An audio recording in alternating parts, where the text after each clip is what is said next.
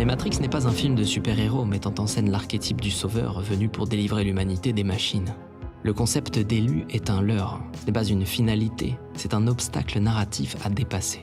Comme dans tout chemin initiatique, l'image du sauveur est le dernier mur qui empêche la libération. Parce que tant que nous attendons un élu, nous restons dociles et passifs, soumis à un récit qui nous dépasse et dans l'attente d'une libération qui viendrait de l'extérieur.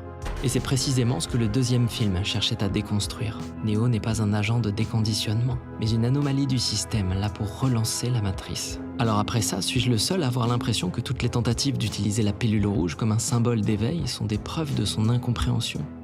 Aujourd'hui, le langage de l'éveil utilisé dans Matrix a été vidé de sa dimension philosophique pour devenir un slogan de rébellion facile, récupéré sans cesse et pour nous vendre tout et n'importe quoi.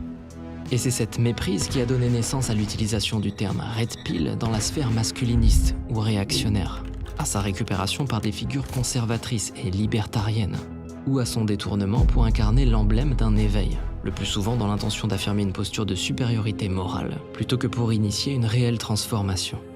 Selon vous, tous ces usages ne rappellent-ils pas à quel point leurs responsables sont passés à côté du sens profond des films ?